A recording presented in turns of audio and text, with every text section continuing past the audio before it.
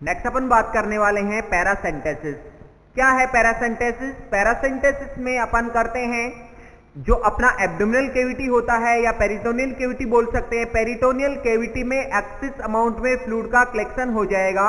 यदि उसको अपन बाहर ड्रेन करते हैं, रिमूव करते हैं, तो उसको बोल के चलेंगे पैरासेंटेसिस। ठीक है, पैरासेंटेसिस किस कंडीशन में करते हैं? पैरासेंटेसिस करके चलते हैं अपन एसाइटिस की कंडीशन में। तो यहां पे लिख सकते हैं to remove fluid, to remove fluid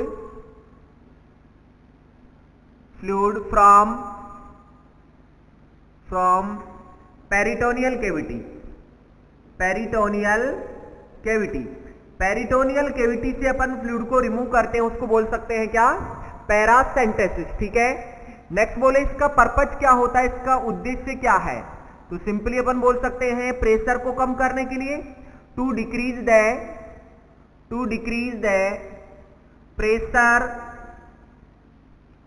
the pressure of abdominal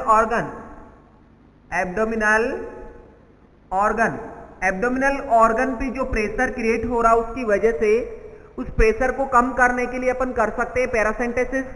next बात कर सकते हैं यहां पे डायग्नोस्टिक प्रोसीजर हो सकता है, डायग्नोस्टिक पर्पज रहेगा।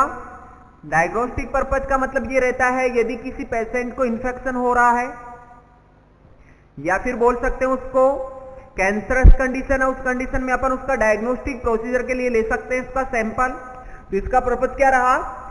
प्रेशर को डिक्रीज करना, और दूसरा जो डायग्नोस्टिक प्रोसीजर है तो डायग्नोस्टिक पर्पज बोल सकते हैं।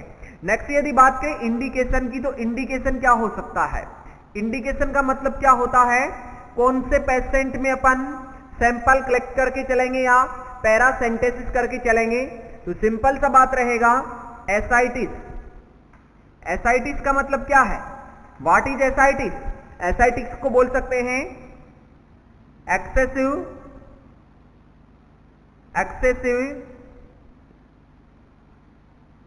Excessive fluid collect in A peritoneal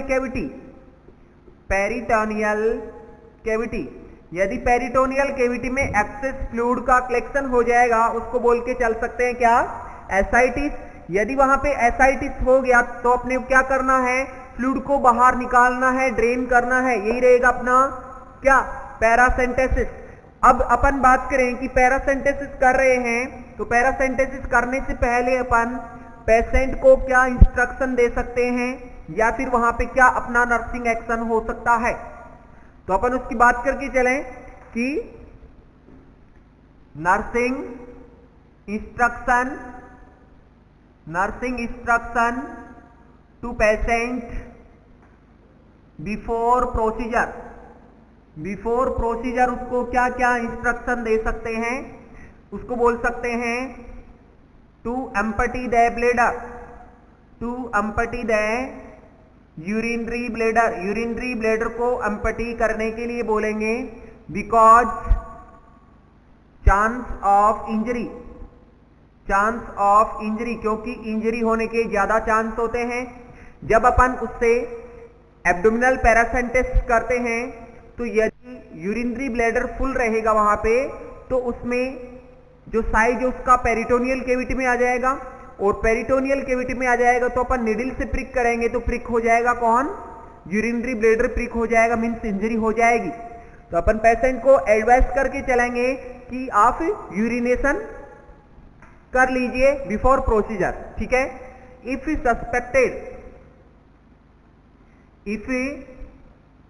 suspected for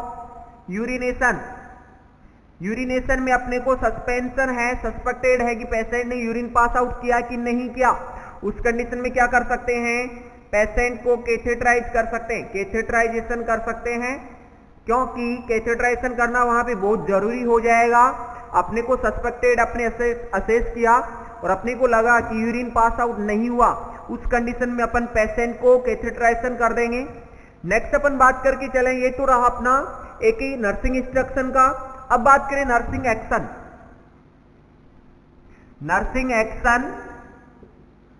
nursing action before procedure. Before procedure, procedure से पहले अपन नर्सिंग एक्शन क्या करके चलेंगे? तो नर्सिंग एक्शन की बात यदि करें तो क्या हो सकता है? To clean the site with Betadine and spirit और बीटाडीन से उसको क्लीन करके चलेंगे या उसको प्रिपेयर करके चलेंगे। तो बोल सकते हैं यहां पे प्रिपरेशन, स्किन का प्रिपरेशन करके चलेंगे उसका। फॉर एग्जाम्पल बोल सकते हैं यदि वहां पे हेयर्स है उनको हटा के चलेंगे, सेव करके चलेंगे और अपन बीटाडीन और स्प्रिट से उसको क्लीन करके चलेंगे। ये अपन नॉर्मली बोल सकते हैं नर्सिंग एक्शन रहेगा बिफोर प्रोसीजर। नेक्स्ट यदि बात करें अभी पोजीशन की, तो पोजीशन कौन सी देंगे पेशेंट को? यदि अपन पैरासेंटेसिस कर रहे हैं तो पेशेंट को पोजीशन की बात करें तो दे सकते हैं फाउलर्स पोजीशन। ठीक है, तो यहां पे पोजीशन की बात रहेगी। पोजीशन कौन सी दे सकते हैं पेशेंट को? तो पोजीशन की बात करें तो फाउलर्स पोजीशन देके चलेंगे, फाउलर्स पोजीशन देके चलेंगे। नेक्स्ट से पोजीशन के साथ में साइट की बात करके चलें तो साइट की बात क्या रहेगी? साइट में मोस्ट कॉमन साइट की बात करें तो क्या होगा? मोस्ट कॉमन साइट की बात करें तो कौन सी रहेगी? मोस्ट कॉमन में बोल सकते हैं between the umbilicus and symphysis pubis. Umbilicus और सिम्फाइसिस प्यूबिस के बीच में उस साइट को मोस्ट कॉमन साइट बोल के चलेंगे।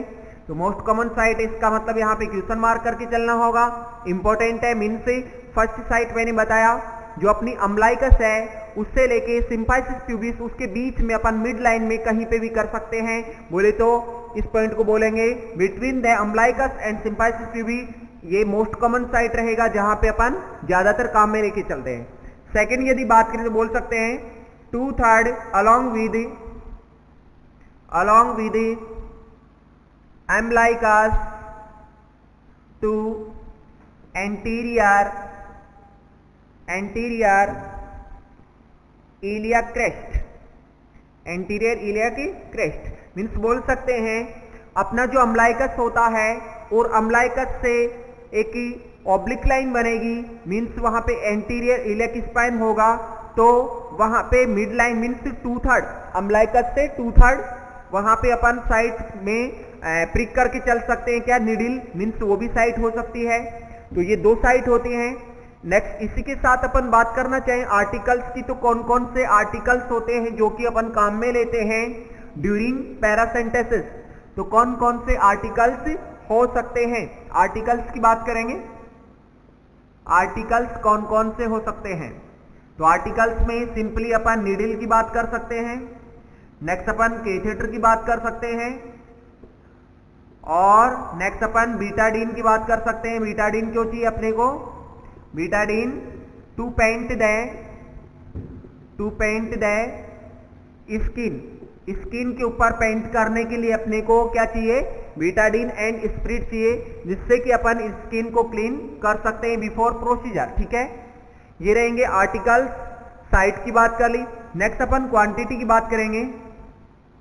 क्वांटिटी ऑफ रिमूव फ्लूइड, जो फ्लूइड रिमूव कर रहे हैं उसकी क्वांटिटी क्या रहेगी, उसकी मात्रा क्या रहेगी। ठीक है, तो क्वांटिटी की बात करें तो बोल सकते हैं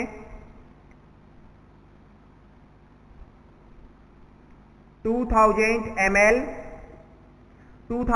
ml अपन रिमूव करके चलेंगे।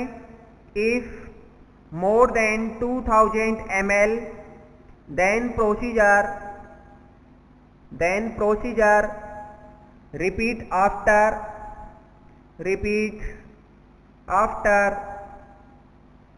8 आवर्स के बाद में अपन रिपीट कर सकते हैं। तो सिंपल पॉइंट क्या रहा, अपन फ्लूइड को रिमूव करते हैं तो 2000 ml अपन रिमूव करके चलेंगे। यदि वहां पे 2000 ml से ज्यादा फ्लूइड है और रिमूव करना है तो वहां पे नहीं करेंगे। क्यों? क्योंकि उसको हाइपोवोलेमिया हो सकता है और अदर कॉम्प्लिकेशन हो सकते हैं। तो अपन उस पेशेंट को दूसरे दिन बुलाएंगे या फिर नेक्स्ट 8 आवर्स के बाद में 8 घंटे के बाद में प्रोसीजर को परफॉर्म करेंगे और फ्लूइड को रिमूव कर सकते हैं, उस टाइम में नहीं करेंगे, नहीं तो पेशेंट कॉम्प्लिकेशन वहां पे अराइज कर सकता है और पेशेंट को ज्यादा प्रॉब्लम हो सकती है, जैसे कि लास्ट में कॉम्प्लिकेशन में बात करेंगे, उसमें अपन बात करके चलेंगे। ठीक है, तो ये रहेगा क्वांटिटी की बात। नेक्स्ट अपन बात करें कि पेशेंट को कॉम्प्लिकेशन क्या क्या हो सकता है। कॉम्प्लिकेशन क्या हो सकता है, तो सिंपली अपन कॉम्प्लिकेशन की बात करें तो क्या होगा, कॉम्प्लिकेशन में हो सकता है उसको हाइपोवोलेमिया, हाइपोवोलेमिया हो सकता है पेशेंट को। दूसरा बोल सकते हैं पेशेंट को पेरिटोनाइटिस हो सकता है, पेरिटोनाइटिस हो सकता है। ये दो अपन ने कॉम्प्लिकेशन की बात की यहां पे। नेक्स्ट यदि और बात करें important to give abdominal binder to patient to maintain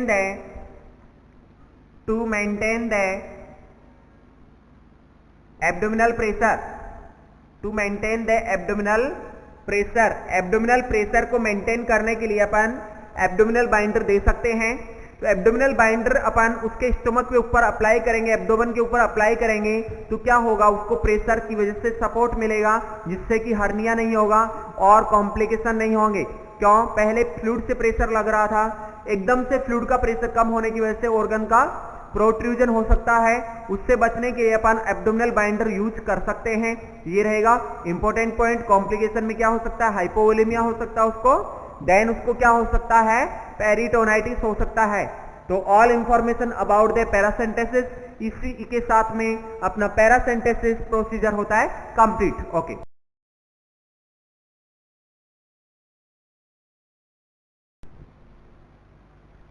next अपन बात करने वाले हैं प्रोसीजर जिसका नाम रहेगा वाटर सील ड्रेनेज और चेस्ट ड्रेनेज। ठीक है, उसको बोल सकते हैं एक वर्ड में वाटर सील ड्रेनेज होगा, दूसरे वर्ड में बोल सकते हैं चेस्ट ड्रेनेज, या फिर बोल सकते हैं उसी का नाम इंटरकोस्टल ड्रेनेज, जिसको शॉर्ट में बोलते हैं आईसीडी। ठीक है, सिंपली क्या बोला मैंने, वाटर सील ड्रेनेज हो सकता है, उसको सील किया जाता है, चारों तरफ से एयर लीक नहीं होनी चाहिए, इसका मतलब वाटर सील ड्रेनेज है। चेस्ट ड्रेनेज मीन्स चेस्ट से ड्रेनेज करते हैं। नेक्स्ट बोल सकते हैं intercostal drainage, ICD intercostal drainage करते हैं। इसमें करते क्या है, फॉर एग्जाम्पल यदि किसी पेशेंट को, इंडिकेशन की बात करें तो इंडिकेशन यहां पे डाल देते, पहले इंडिकेशन क्या हो सकता है, तो इंडिकेशन इसमें बात करें तो बोल सकते हैं किसी पेशेंट को हो गया प्लूरल इफ्यूजन हो जाए तो अपन क्या कर सकते हैं, वहां पे चेस्ट ड्रेनेज कर सकते हैं या आप वाटर सील ड्रेनेज कर सकते हैं। ठीक है, समझना पॉइंट को, क्या कहना चाह रहा है, help in escape the fluid and air from the plural space through exhalation, but it prevent reverse back flow of fluid in plural space during inhalation. Means क्या है, समझना, यदि किसी पेशेंट के लंग्स के चारों ओर प्लूरल स्पेस में पानी भर गया, फ्लूइड भर गया, एक्यूमुलेट हो गया, उसको बाहर निकालना है तो एक सिस्टम होता है, एक क्लोज सिस्टम होता है, इसको क्लोज चेस्ट ट्यूब ड्रेनेज बोल सकते हैं, क्लोज चेस्ट ड्रेनेज बोल सकते हैं। तो इसमें क्या करते हैं, फ्लूइड को बाहर निकालते हैं, बट वो रिवर्स बैक फ्लो हो जाए, उसको रोकने के लिए अपन क्या करते हैं, वाटर सील ड्रेनेज काम में लेते हैं। इसका इंपॉर्टेंस यही रहेगा कि it prevent reverse back flow of fluid during inhalation. ठीक है, नेक्स्ट इंडिकेशन की बात करें तो अपन बोल सकते हैं क्या, इंडिकेशन किसी पेशेंट को हो गया pleural effusion, what is pleural effusion, excessive collection of fluid in pleural cavity. ठीक है, ये रहेगा इंडिकेशन। नेक्स्ट पर्पज की बात करें तो पर्पज क्या हो सकता है, उद्देश्य क्या हो सकता है इसका पर्पज, तो अपन पर्पज की बात करें तो बोल सकते हैं to re-establish the pulmonary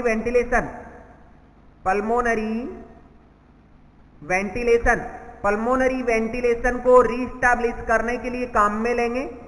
next अपन बोल सकते हैं टू रिमूव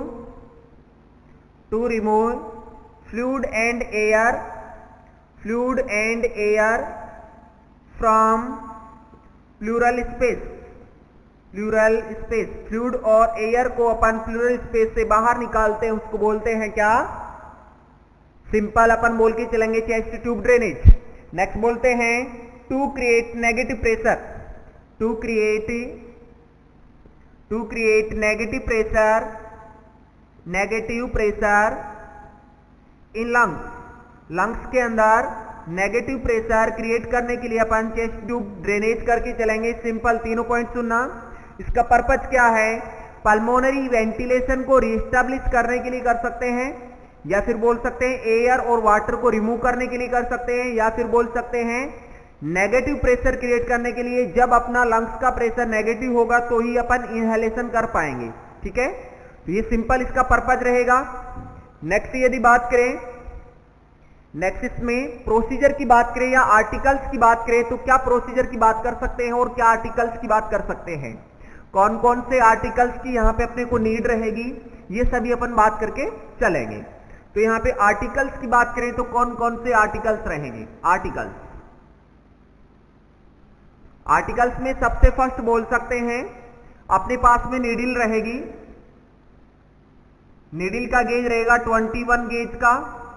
डिफ्रेंशिएट करना, जब अपन थोरेकोसेंटेसिस कर रहे थे वहां पे अपने पास में थी 16 गेज की नीडल, बट यहां पे है 21 गेज की नीडल। नेक्स्ट बोल सकते हैं चेस्ट कैथेटर होगा, और कैथेटर की साइज की बात करें अडल्ट में, तो अडल्ट में होगा 20 to 40 फ्रेंच, और यदि बच्चों की बात करें तो बोल सकते हैं 6 to 26 फ्रेंच। ये रहेगा साइज की बात। ओके, नेक्स्ट यहां पे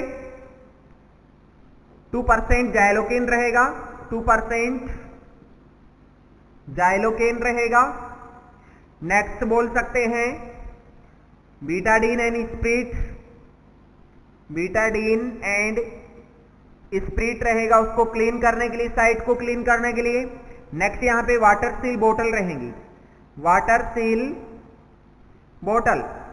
वाटर सील बोतल में अपन बोल सकते हैं कौन कौन सी बोतल रहेंगी? फर्स्ट रहेगी ड्रेन बोतल, ये फर्स्ट ही रहेगी, इसका सीक्वेंस होता है, याद रखना हमेशा। दूसरा रहेगा वाटर सील बोतल, और थर्ड वन इज सक्शन बोतल। इंपॉर्टेंट है, फर्स्ट, सेकंड और यहां पे थर्ड। ठीक है, तो 3 बोतल होंगी, याद रखना हमेशा। सबसे फर्स्ट ड्रेन बोतल होगा, सेकंड वन इज वाटर बोतल होगा, थर्ड वन इज सक्शन बोतल। ये यहां पे बोतल काम में लेते हैं। नेक्स्ट यदि इसमें बात करके चलें तो पेशेंट को ड्यूरिंग प्रोसीजर पोजीशन कौन सी देके चलेंगे, और साइट की बात करें तो कौन सी साइट अपन काम में लेते हैं, तो इन सब की बात करके चलेंगे। तो अपन पोजीशन की बात करें तो कौन सी पोजीशन दे सकते हैं पेशेंट को? यहां पे पोजीशन की बात करें,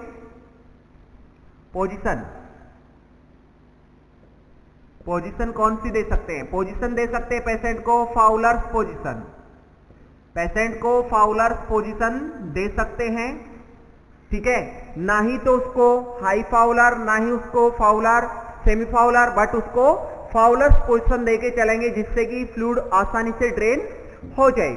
नेक्स्ट अपन साइट की बात करके चलें इसी के साथ। तो साइट कौन सी होगी? साइट में बोल सकते हैं एयर एस्केप करनी है, यदि एयर को बाहर निकालना है तो सेकंड और थर्ड इंटरकोस्टल स्पेस। ठीक है, सिंपल क्या, यदि एयर को एस्केप करना है तो सेकंड और थर्ड इंटरकोस्टल स्पेस। यदि फ्लूइड एस्केप करना है, फ्लूइड को बाहर निकालना है तो बोल सकते हैं 8th और 9th इंटरकोस्टल स्पेस अपन काम में लेके चलेंगे। ठीक है, सिंपल याद रखना हमेशा, यदि एयर को बाहर निकालना है तो सेकंड और थर्ड। और यदि फ्लूइड को बाहर निकालना है तो 8th और 9th बिलो द स्केपुला। ठीक है, ये रहेगी साइड की बात। नेक्स्ट अपन बात करके चलें कुछ वहां पे अबनॉर्मलिटी जो होंगी या नॉर्मल कंडीशन फाइंडिंग है, जो फाइंडिंग है उसको देख के चलेंगे। तो फाइंडिंग क्या हो सकता है, यदि उससे पहले फाइंडिंग से पहले बात करके चलें, पेशेंट को क्या इंस्ट्रक्शन दे सकते हैं, एडवाइस दे सकते हैं ड्यूरिंग प्रोसीजर या बोल सकते हैं ड्यूरिंग ड्रेन। तो ड्यूरिंग ड्रेन पेशेंट को अपन एडवाइस कर सकते हैं किसके बारे में, डीप कफिंग और वहां पे डीप रेस्पिरेशन ऑफ कफिंग के बारे में एडवाइस कर सकते हैं। Advice to patient during drainage. यदि ड्रेनेज चल रहा है तो उस टाइम में अपन पेशेंट को क्या एडवाइस कर सकते हैं। सिंपल यदि एडवाइस की बात करें तो उसको बोल सकते हैं deep breath and coughing. Deep breath और कफिंग करेगा, इससे क्या होगा, इंक्रीज एक्सपेंशन ऑफ लंग्स का एक्सपेंशन होता है और लंग्स का एक्सपेंशन होने से वहां पे फ्लूइड आसानी से रिमूव हो सकता है। ये बात रहेगा एडवाइस का। Next, if unconscious continue. If patient unconscious, यदि कोई पेशेंट अनकॉन्शियस है और अनकॉन्शियस है तो वो डीप रेस्पिरेशन और कफिंग नहीं कर पाएगा तो वहां पे कंटिन्यूअस सक्शनिंग करके चलेंगे, कंटिन्यूअस सक्शन करके चलेंगे। ये रहेगा सिंपल पॉइंट। ओके, नेक्स्ट अपन नॉर्मल फाइंडिंग और अबनॉर्मल फाइंडिंग की बात करें तो क्या क्या अबनॉर्मल फाइंडिंग और क्या क्या नॉर्मल फाइंडिंग हो सकती हैं। ठीक है, तो नॉर्मल फाइंडिंग की बात करें, normal finding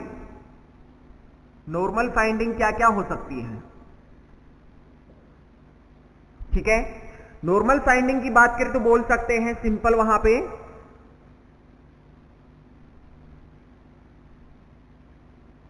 continue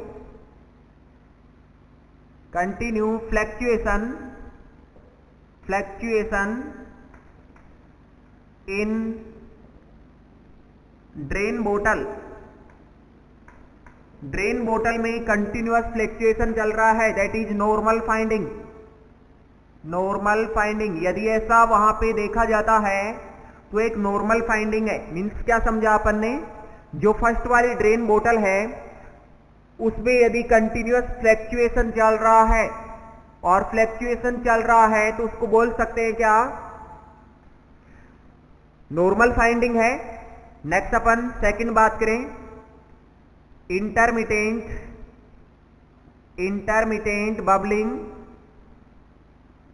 bubbling present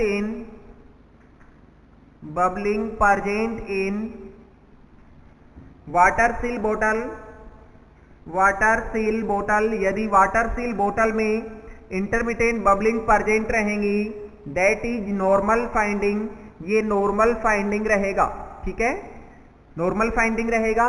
then last अपन बात करना चाहें सक्शन बोतल की तो वहां पे क्या बोल सकते हैं, यदि सक्शन बोतल में कंटिन्यूअस बबलिंग परजेंट है तो उसको बोल सकते हैं क्या, नॉर्मल फाइंडिंग रहेगा।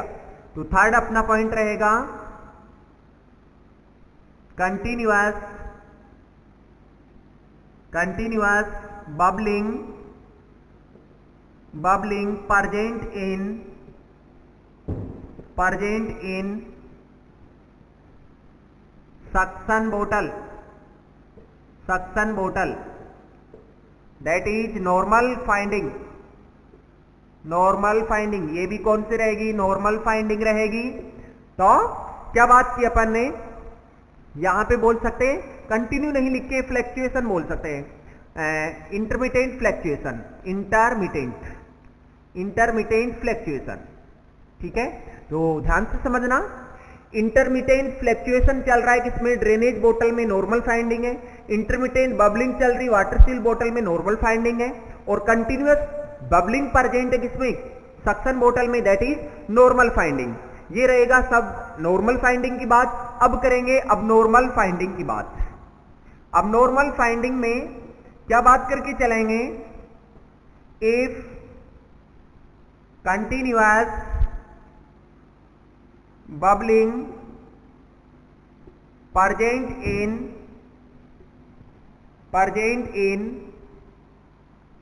water seal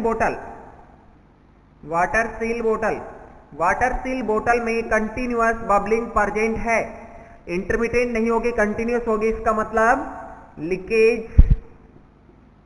leakage of drainage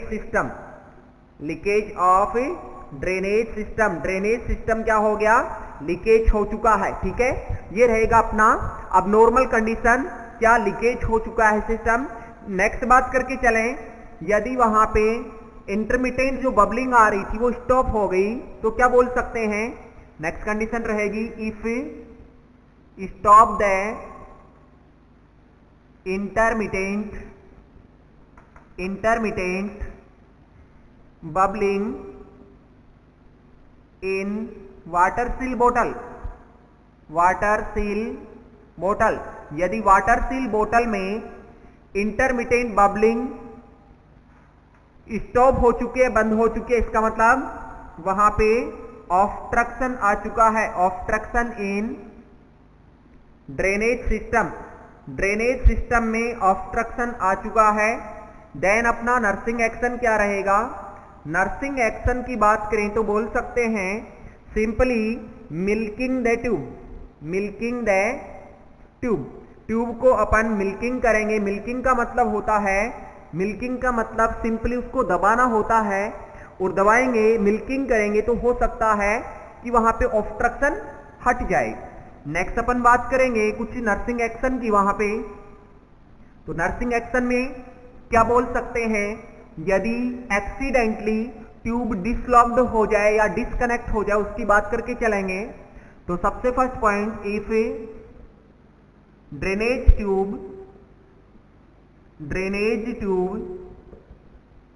accidentally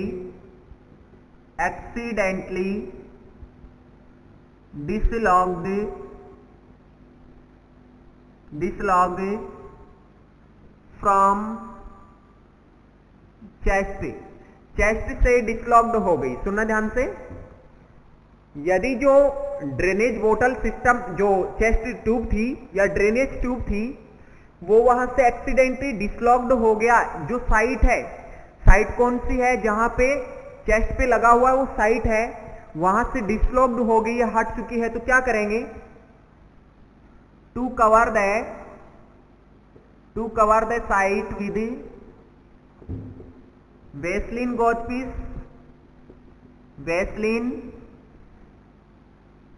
piece. Then क्या करेंगे, इन्फॉर्म टू डॉक्टर को अपन इन्फॉर्म कर देंगे, ये सिंपली अपना कंसर्न रहेगा।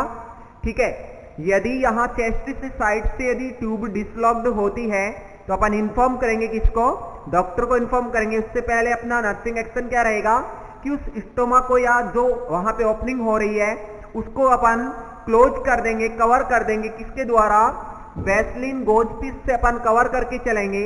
नेक्स्ट एक पॉइंट और रहेगा, नेक्स्ट कंडीशन रहेगी, कंडीशन ये रहेगी यदि जो ड्रेनेज बोतल है वो वहां से डिस्कनेक्ट हो जाती है, बोतल से डिस्कनेक्ट हो जाए, साइड से नहीं बोल के अपन क्या बोलेंगे, जो बोतल है उससे डिस्कनेक्ट हो जाए तो क्या करेंगे, if drainage tube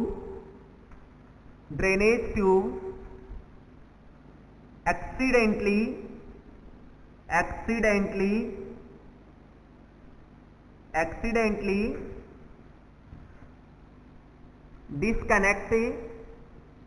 disconnect from बोतल से डिस्कनेक्ट हो जाए, देन नर्सिंग एक्शन क्या होगा, तो यहां पे बोल सकते हैं क्या नर्सिंग एक्शन होगा, टू इमर्ज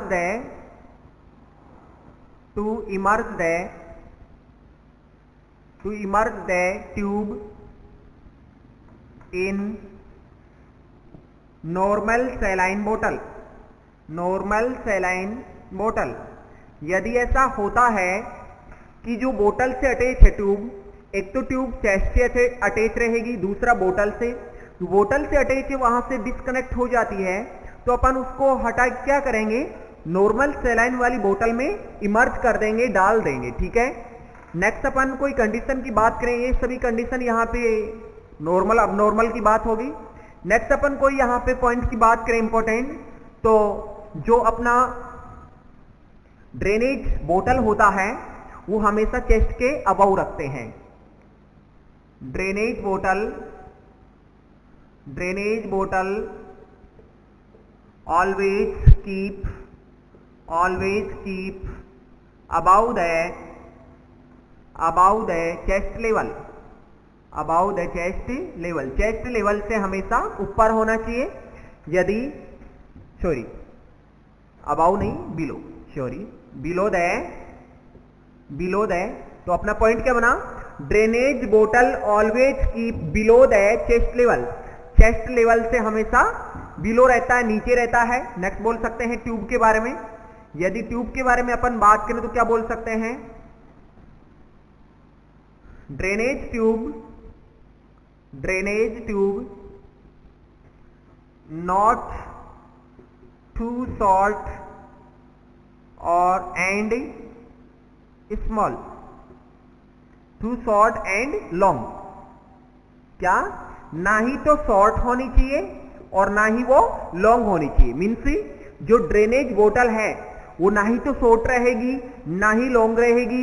यदि ज्यादा शॉर्ट हो जाएगी, यदि शॉर्ट रहेगी, इफ टू शॉर्ट, यदि शॉर्ट रहेगी तो क्या हो जाएगी, डिसकनेक्ट हो सकती है। ओके, नेक्स्ट बोले इफ टू लॉन्ग, यदि ज्यादा लॉन्ग रहेगी तो क्या हो जाएंगे, लूप्स इन ट्यूब के अंदर क्या हो जाएंगे, लूप्स पड़ जाएंगे, मीन्स कोई ऐंठन आ जाएगी वहां पे। ये सब बात करके चल सकते हैं। नेक्स्ट अब इसको टर्मिनेट करेंगे, प्रोसीजर को टर्मिनेट करेंगे। तो टर्मिनेट कब करेंगे इसको, तो बोल सकते हैं टर्मिनेशन द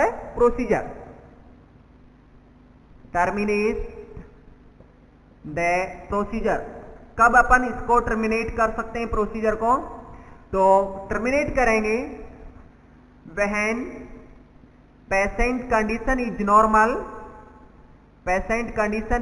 नॉर्मल, यदि पेशेंट की कंडीशन नॉर्मल है। नेक्स्ट अपन बोल सकते हैं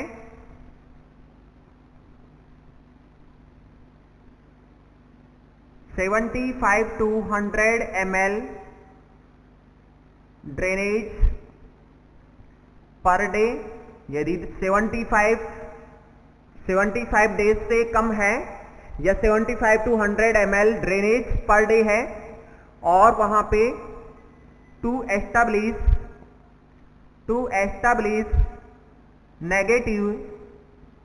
नेगेटिव प्रेशर इन लंग्स के अंदर नेगेटिव प्रेशर एस्टैब्लिश हो गया है। तो इन सभी पॉइंटों को देख के क्या करेंगे अपन, क्या करेंगे, इन्फॉर्म करेंगे डॉक्टर को, inform to doctor and terminate the procedure. वहां पे प्रोसीजर को अपन क्या कर देंगे, टर्मिनेट कर देंगे। ये सिंपल बात है, समझ के चलना। क्या रहेगा सर, उसी प्रोसीजर को टर्मिनेट कब करें, तो टर्मिनेट करने की बात रहेगी तो बोल सकते हैं वहां पे पेशेंट की कंडीशन नॉर्मल है, बोल सकते हैं वहां पे नेगेटिव प्रेशर क्रिएट हो चुका है, बोल सकते हैं उसका फ्लूइड आना ज्यादा नहीं आ रहा, बात थोड़ा आ रहा है, मीन्स 75 to 100 ml ही आ रहा है। देन अपन डॉक्टर को इन्फॉर्म करेंगे और डॉक्टर आएगा, उसको टर्मिनेट कर देंगे, मीन्स डॉक्टर की हेल्प करेंगे अपन टर्मिनेशन में, और डॉक्टर उस प्रोसीजर को टर्मिनेट कर देगा। ये सिंपल इंफॉर्मेशन है किसके बारे में, वाटर सील ड्रेनेज के बारे में। इंपॉर्टेंट रहेगा, क्वेश्चन कहां से आने वाला है, क्वेश्चन आने वाला है इसके अंदर अबनॉर्मल और नॉर्मल फाइंडिंग। मीन्स बोल सकते हैं क्या, यदि ट्यूब में फ्लैक्चुएशन है, ट्यूब डिसलॉक्ड है, ट्यूब वहां पे डिस्कनेक्ट है, वहां पे फ्लैक्चुएशन हो रहा है, अबनॉर्मल बबलिंग हो रहा है, कंटिन्यूअस बबलिंग हो रहा है, इंटरमिटेंट बबलिंग हो, यहां से क्वेश्चन आने वाले हैं। तो अबनॉर्मल नॉर्मल फाइंडिंग के ऊपर फोकस करना, यहीं से क्वेश्चन बार बार एग्जाम में रिपीट होते हैं। तो इसी के साथ होता अपना water seal drainage system, intercostal drainage system या फिर चेस्ट ड्रेनेज सिस्टम, इसी के साथ कंप्लीट होगा।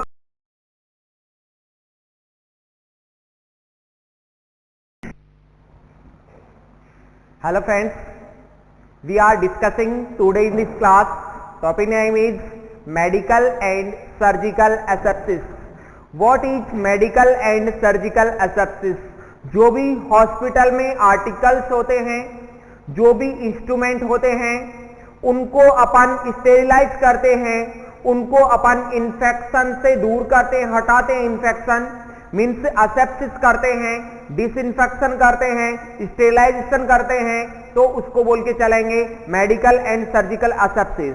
मेडिकली मतलब मेडिकल प्रोसीजर में काम में लेने वाले articles, equipment, surgically means surgical procedure में जो आर्टिकल्स काम में लेते हैं उनको स्टेरिलाइज करना, that is medical and surgical asepsis. इसमें अपन फर्स्टली बात करके चलेंगे टर्मिनोलॉजी की। तो टर्मिनोलॉजी में अपन क्या बात कर सकते हैं? टर्मिनोलॉजी में फर्स्ट बात करेंगे एसेप्सिस के बारे में। पता नहीं कितनी बार एग्जाम में पूछा हुआ है, एसेप्सिस बहुत बार एग्जाम में आ चुका है क्वेश्चन, मोस्ट इंपोर्टेंट रहेगा। और इसका सिंपल सा मीन्स निकलता है सेप्सिस रिलेटेड टू इन्फेक्शन। ए का मतलब हो गया अब्सेंट, फ्री फ्रॉम इन्फेक्शन। ए का मतलब अब्सेंट, अब्सेंस ऑफ इन्फेक्शन या फ्री फ्रॉम इन्फेक्शन, बात एक ही है। Okay. Second terminology bacterio state. यहां पे ध्यान से फोकस करना। जब आप यहां पे फोकस करोगे आपको नजर आएगा bacterio state, not bacterio static. Bacterio static मैंने यहां पे लिखा है, बैक्टीरियो स्टेटिक यहां पे लिख दिया मैंने, यहां पे ओनली बैक्टीरियो स्टेट है। फिर से फोकस करोगे आपको नजर आएगा, समझ में आएगा क्या है word. Bacteriostat to check the growth of a micro organism without killing them. उनको बिना डिस्ट्रॉय किए, बिना मारे अपन उसकी ग्रोथ को चेक करेंगे, that is known as bacteriostat. Okay. Example इसका कल्चर टेस्ट। यदि अपन कल्चर टेस्ट करते हैं तो ऐसे ही करते हैं, that is bacteriostat. Next अपन बात करें डिसइंफेक्टेंट क्या है। डिसइंफेक्शन नहीं है, यहीं पे मैंने क्या लिखा, डिसइंफेक्टेंट है। डिसइंफेक्टेंट का मतलब होगा agent chemical to destroy the micro organism. ऐसा केमिकल, ऐसा एजेंट जो कि माइक्रो ऑर्गेनिज्म की ग्रोथ को डिस्ट्रॉय करता है या उनको डिस्ट्रॉय करता है, वही क्या है, डिसइंफेक्टेंट सॉल्यूशन होगा। नेक्स्ट अपना टर्मिनोलॉजी है बैक्टीरियो स्टेटिक। अब यहां पे बोल सकते हैं स्टेटिक वर्ड आ गया। स्टेटिक का मतलब ग्रोथ को इनहिबिट करना, not kill.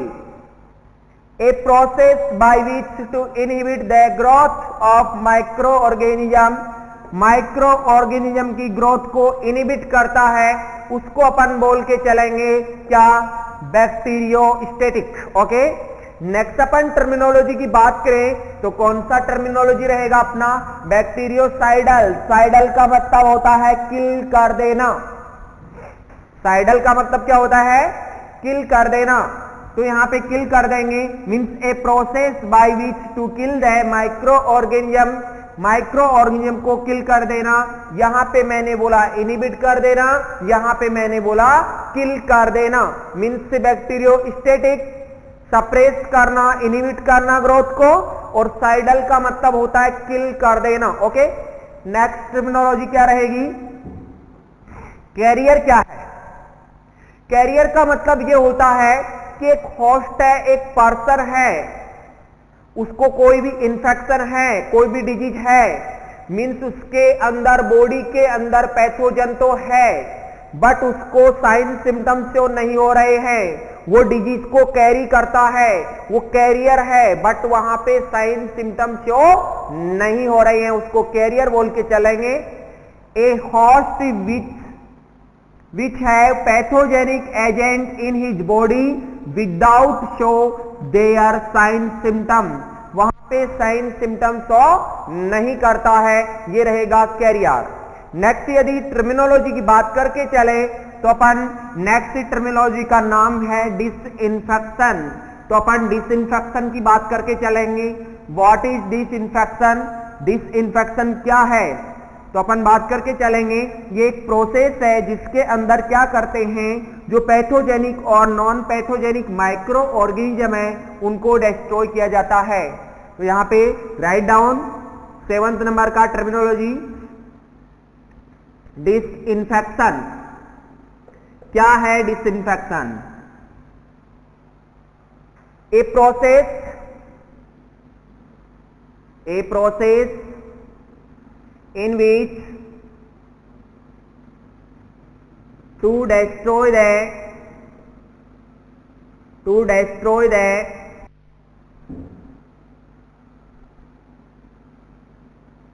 pathogenic and non-pathogenic microorganism, pathogenic और नॉन पैथोजेनिक माइक्रो ऑर्गेनिज्म को डिस्ट्रॉय कर दिया जाता है, उसको बोल के चलेंगे क्या? Disinfection. Without their spore, without their spore, उनके स्पोर को डिस्ट्रॉय नहीं किया जाता है। मीन्स सुनना, ध्यान से समझना। यदि आप ध्यान से फोकस करके सुनोगे तो समझ में आएगा। क्या समझ में आएगा? मैं बोल रहा हूं कि डिसइंफेक्शन क्या है। डिसइंफेक्शन का मतलब यह होगा, यदि अपन एक प्रोसेस है उसके द्वारा क्या करेंगे, पैथोजेनिक और नॉन पैथोजेनिक ऑर्गेनिज्म को, माइक्रो ऑर्गेनिज्म को डिस्ट्रॉय करेंगे विदाउट डिस्ट्रॉइंग देयर स्पोर, उनके स्पोर को डिस्ट्रॉय नहीं किया जाएगा। यदि स्पोर को डिस्ट्रॉय कर दिया जाएगा तो अपन उसको बोल के चलेंगे sterilization process.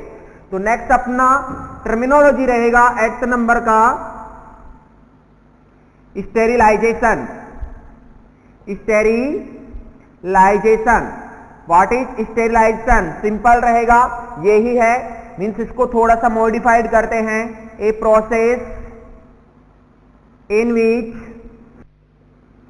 which to destroy the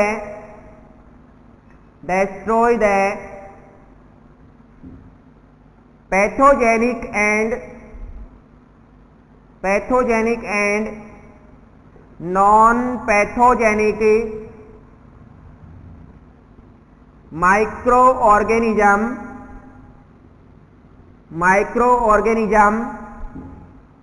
with their spore, ये रहेगा सिंपल क्या? स्टेरिलाइजेशन। स्टेरिलाइजेशन और डिसइंफेक्शन में डिफरेंस क्या है? जो मोटा मोटा डिफरेंस की बात करें अपन, वो क्या रहेगा? इसमें पैथोजेनिक और नॉन पैथोजेनिक माइक्रो ऑर्गेनिज्म को डिस्ट्रॉय कर दिया जाता है, बट स्पोर को डिस्ट्रॉय नहीं किया जाता। इसमें क्या करेंगे? पैथोजेनिक और नॉन पैथोजेनिक माइक्रो ऑर्गेनिज्म को डिस्ट्रॉय किया जाता है और साथ में विद देयर स्पोर, उनके स्पोर को भी डिस्ट्रॉय कर दिया जाता है।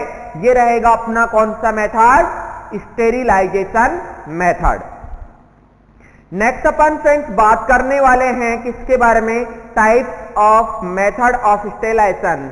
तो कौन कौन से मेथड हैं स्टेरिलाइजेशन की, उसकी बात करके चलेंगे। तो अपन सिंपल पॉइंट की बात करके चलेंगे। फर्स्टली कौन कौन से ऐसे मेथड हैं जिससे कि अपन स्टेरिलाइजेशन कर सकते हैं। तो फर्स्टली अपन बात करेंगे, एक तो होता है फिजिकल मेथड, एक होता है केमिकल मेथड। दो तरीके से अपन स्टेरिलाइजेशन कर सकते हैं। तो दो तरीके अपन काम में लेंगे, तो दोनों को अपन पढ़ के चलेंगे। फर्स्टली अपन बात करके चलेंगे physical method of sterilization. Sterilization के कौन कौन से मेथड हैं? तो स्टेरिलाइजेशन के कौन कौन से मेथड रहेंगे? फर्स्टली अपन बात करें मेथड्स ऑफ स्टेरिलाइजेशन में 2 टाइप्स के मेथड्स हैं। कौन कौन से मेथड्स हैं? फर्स्ट रहेगा फिजिकल मेथड, सेकंड रहेगा केमिकल मेथड। ये दो मेथड अपन पढ़ के चलेंगे, ठीक है। First method, first one is physical method, second one is chemical method. दो मेथड की अपन बात करके चलेंगे। यहां पे अपन केमिकल मेथड पढ़ेंगे और फर्स्ट वन अपन फिजिकल मेथड पढ़ेंगे। एग्जाम्पल फिजिकल मेथड का, फिजिकल मेथड अगेन डिवाइड हो जाता है कितने टाइप्स में, अपन बोल सकते हैं दो टाइप्स में डिवाइड हो जाएगा, ड्राई हीट और मॉइस्ट हीट। इधर अपन बात कर सकते हैं ड्राई हीट और इधर अपन बात करेंगे मॉइस्ट हीट। तो सिंपली बात करके चलेंगे क्या, फिजिकल मेथड टू टाइप्स में डिवाइड हो गया। फिजिकल मेथड जिसमें ड्राई मेथड में फर्स्ट बात कर सकते हैं क्या क्या होगा इसमें। तो ड्राई में बात करेंगे तो क्या क्या बात कर सकते हैं, फर्स्टली होगा रेड हीट, सेकंड बोल सकते हैं फ्लेमिंग, सेकंड अपन फ्लेमिंग बोल सकते हैं। थर्ड वन अपन क्या बोल सकते हैं यहां पे, फर्स्ट रेड हीट हो गई, सेकंड फ्लेमिंग, तीसरा अपन इंसिनरेशन बोल सकते हैं, फोर्थ अपन ऑटोक्लेविंग या हॉट एयर ओवन बोल सकते हैं। ऑटोक्लेविंग की उधर बात करेंगे तो अपन हॉट एयर ओवन बोल सकते हैं। ये रहेगा अपना फिजिकल मेथड में ड्राई हीट में सिंपल एग्जांपल। दोबारा से अपन बात करें, physical method divide in two parts, dry heat and moist heat. यहां पे इसके एग्जाम्पल हैं रेड हीट, सेकंड है फ्लेमिंग, थर्ड है इंसिनरेशन और fourth one is hot air oven. तो फोर टाइप में डिवाइड हुआ। मॉइस्ट हीट इसमें first one is less than 100 degree centigrade. Less than 100 degree centigrade का एग्जाम्पल है पास्चुराइजेशन। पास्चुराइजेशन मेथड पे अपन लेस देन 100 डिग्री टेम्परेचर काम में लेके चलते हैं। Second method is at 100 degree centigrade. 100 degree centigrade का एग्जाम्पल है बॉइलिंग। बॉइलिंग में अपन 100 डिग्री सेंटीग्रेड काम में लेके चलते हैं। और third one is more than 100 degree centigrade. इसका एग्जाम्पल अपन लिख सकते हैं ऑटोक्लेविंग। ऑटोक्लेव जो करते हैं अपन मोर देन 100 डिग्री सेंटीग्रेड पे अपन ऑटोक्लेविंग करके चलते हैं। तो ये तो अपना हुआ क्लासिफिकेशन। नेक्स्ट अपन बात करें क्लिनिकल मेथड में, सॉरी केमिकल मेथड में। तो केमिकल मेथड में अपन क्या बात कर सकते हैं, केमिकल मेथड में बहुत सारे यहां पे फॉर एग्जाम्पल केमिकल मेथड को अपन बोल सकते हैं कोल्ड स्टेरिलाइजेशन। तो इसमें बहुत सारे एग्जाम्पल आएंगे, उनकी बात अपन नेक्स्ट करके चलेंगे, एक एक बात करेंगे केमिकल मेथड में। तो अपन अभी पढ़ने वाले हैं, अपना टॉपिक रहेगा फर्स्ट कौन सा, फिजिकल मेथड। तो फर्स्ट हेडिंग लगाते हैं यहां पे फिजिकल मेथड। फिजिकल मेथड, और फिजिकल मेथड में भी अपन बोल सकते हैं, फर्स्टली अपन बात करें जैसे कि फॉर एग्जाम्पल यदि इसमें डिवाइड करें तो बोल सकते हैं यहां पे हीट, यहां पे बॉइलिंग, रेडिएशन और फिल्ट्रेशन। यदि सिंपली फिजिकल मेथड में बात करें तो इसमें एग्जाम्पल लिख सकता हूं, first example heat, second example होगा बॉइलिंग, थर्ड एग्जाम्पल होगा रेडिएशन और फोर्थ एग्जाम्पल होगा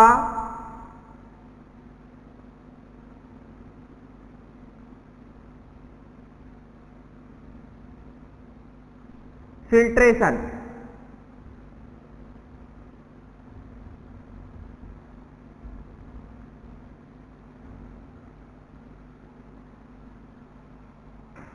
समझना, फर्स्टली अपन बात करते हैं फिजिकल मेथड की, दूसरा होता है केमिकल मेथड। फिजिकल मेथड में होता है हीट, बॉइलिंग, रेडिएशन, फिल्ट्रेशन। ठीक है, अब अपन हीट को अपन 2 टाइप्स पे डिवाइड करते हैं। हीट का मतलब ड्राई हीट और मॉइस्ट हीट। ठीक है, ड्राई हीट में रेड हीट होगा, फ्लेमिंग होगा, इंसिनरेशन होगा, हॉट एयर ओवन की बात करके चलेंगे। नेक्स्ट, मॉइस्ट हीट में अपन less than 100 degree centigrade means pasteurization less than 100 degree centigrade पे होता है। एट 100 डिग्री सेंटीग्रेड बॉइलिंग करके चलते हैं। और थर्ड होता है मोर देन 100 डिग्री सेंटीग्रेड, इस पे ऑटोक्लेविंग करके चलते हैं। फर्स्ट वन अपना मेथड रहेगा फिजिकल मेथड। फिजिकल मेथड में अपन बात करके चलेंगे। फर्स्ट वन इज हीट, और हीट में फर्स्ट वन अपना रहेगा dry heat. Dry heat, dry heat, और ड्राई हीट में अपन बात करके चल सकते हैं रेड हीट। रेड हीट का मतलब यहां पे रेड हीट का मतलब क्या है? रेड हीट का मतलब अपन बोल सकते हैं एक इनऑकुलेटिंग वायर होता है, लूप होता है, उसको अपन आग में जला के चलते हैं। मीन्स उसको इतना गर्म करते हैं कि वो रेड हो जाए। जब तक वो रेड नहीं होता उसको गर्म करते रहते हैं। मीन्स बोल सकते हैं, यहां पे एग्जाम्पल की बात कर सकते हैं, इनऑकुलेटिंग वायर और लूप। इनऑकुलेटिंग वायर और लूप ड्राई हीट में अपन ने फर्स्ट बात किया क्या? इनऑकुलेटिंग लूप। रेड हीट में इनऑकुलेट और लूप और वायर की बात की। मीन्स एक वायर होता है जो कि अपन काम में लेते हैं हॉस्पिटल में, वायर, या अपन बोल सकते हैं इनऑकुलेटिंग लूप। उसको अपन रेड हीट करके चलते हैं। हीट होता उस पे अपन क्या करके चलते हैं? उसको गर्म करके चलते हैं। मीन्स जब तक कि वो गर्म नहीं हो जाता, जब तक वो लाल नहीं हो जाता, तब तक अपन उसको गर्म करके चलेंगे। ठीक है, नेक्स्ट बात करके चलेंगे सेकंड। तो सेकंड अपना कौन सा रहेगा? फ्लेमिंग। तो यहां पे लिखते हैं फ्लेमिंग। फ्लेमिंग क्या करते हैं यहां पे? To pass the object over heat। अपन हीट के ऊपर क्या करते हैं? फॉर एग्जाम्पल यहां पे हीट जल रही है और उस हीट के चार ऊपर क्या करते हैं? उसको पास करते हैं, फ्लेमिंग करते हैं, उसको गर्म करते हैं। उसी को क्या बोल के चलेंगे? फ्लेमिंग। तो बात यहां पे करके चल सकते हैं, to pass the object over the heat. Heat के ऊपर उसको पास करके चलते हैं, that is known as flaming. इसका एग्जाम्पल रहेगा ग्लास स्लाइड। ग्लास स्लाइड को अपन क्या करके चलते हैं? उसको फ्लेमिंग करके चलते हैं। नेक्स्ट अपना थर्ड टाइप रहेगा इंसिनरेशन। तो इधर अपन हेडिंग लगाते हैं incineration. What is incineration? Incineration का मतलब क्या होता है? इंसिनरेशन का मतलब होता है जलाना। मेन से अपन मोस्ट कॉमन यदि हॉस्पिटल में काम में लेते हैं तो अपन इंसिनरेशन वाला मेथड ही काम में लेते हैं, जो कि सबसे इफेक्टिव होता है। तो थर्ड पॉइंट रहेगा अपना इंसिनरेशन। इंसिनरेशन मेथड होता है जिसको अपन काम में लेते हैं हॉस्पिटल में मोस्ट कॉमन। ठीक है, to burn the hospital waste material को अपन बर्न करने के लिए, जलाने के लिए काम में लेते हैं। उस मेथड को क्या बोलते हैं? इंसिनरेशन। यदि अपन इंसिनरेशन का टेम्परेचर की बात करें तो इसमें बहुत ज्यादा टेम्परेचर होता है, 1200 डिग्री सेंटीग्रेड। और फ़ारेनहाइट में बात करें तो बोल सकते हैं 1400 to 2200 डिग्री फ़ारेनहाइट की बात करके चल सकते हैं। ठीक है, टेम्परेचर की बात करें तो यहां पे 1200 बोल सकते हैं। यहां पे अपन बोल सकते हैं डिग्री फ़ारेनहाइट में यदि बात करें तो डिग्री फ़ारेनहाइट में 1400 डिग्री फ़ारेनहाइट से 2200 डिग्री फ़ारेनहाइट होता है। इस पे अपन क्या करके चलते हैं, जलाते हैं। जलाते किसको हैं? एग्जाम्पल एनाटॉमिकल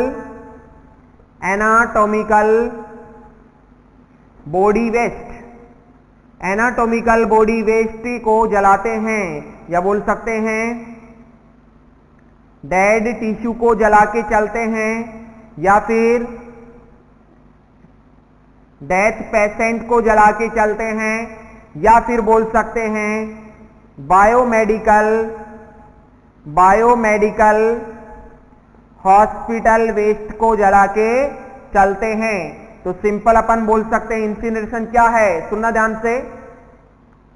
इंसिनरेशन का मतलब होता है जलाना, और अपन हॉस्पिटल में मोस्टली काम में लेके चलते हैं। इसका टेम्परेचर होता है 1200 डिग्री फ़ारेनहाइट, और यदि डिग्री फ़ारेनहाइट में बात करें तो बोल सकते हैं 1400 degree Fahrenheit to 2200 degree Fahrenheit होता है।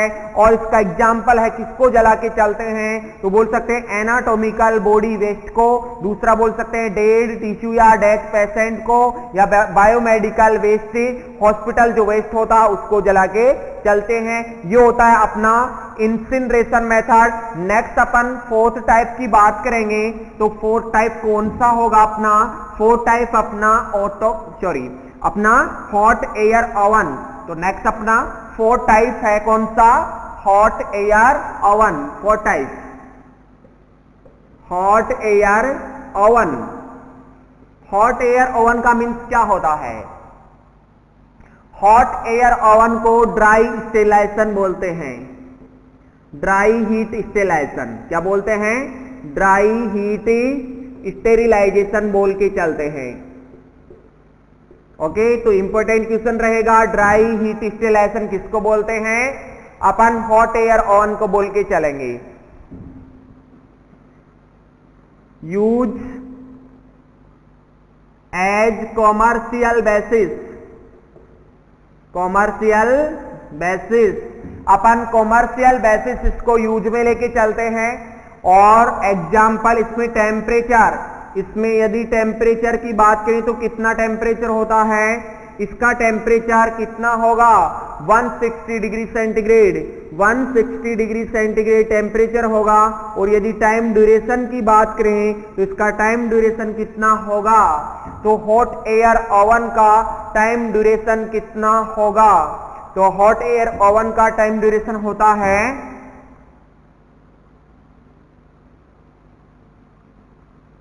1 आवर। हॉट एयर ओवन का टाइम ड्यूरेशन कितना होगा?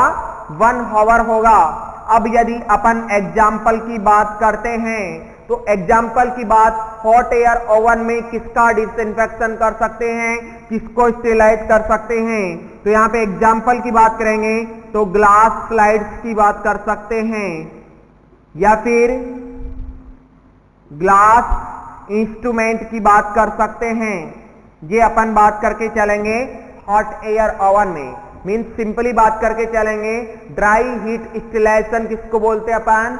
हॉट एयर ओवन को बोलते हैं। Use as commercial basis, temperature होता है इसका 160 डिग्री सेंटीग्रेड, टाइम होता है 1 आवर। और एग्जाम्पल इसका ग्लास स्लाइड और ग्लास आइटम या ग्लास इंस्ट्रूमेंट को अपन स्टेरिलाइज करके चलते हैं। ये होता अपना हॉट एयर ओवन। इसके साथ में अपना होता है कौन सा? जो हीट वाला, ड्राई हीट वाला मेथड होता है, इसी के साथ कंप्लीट होता है। नेक्स्ट बात करने वाले हैं अपन मॉइस्ट हीट स्टेरिलाइजेशन। ठीक है, तो इसी के साथ ये कंप्लीट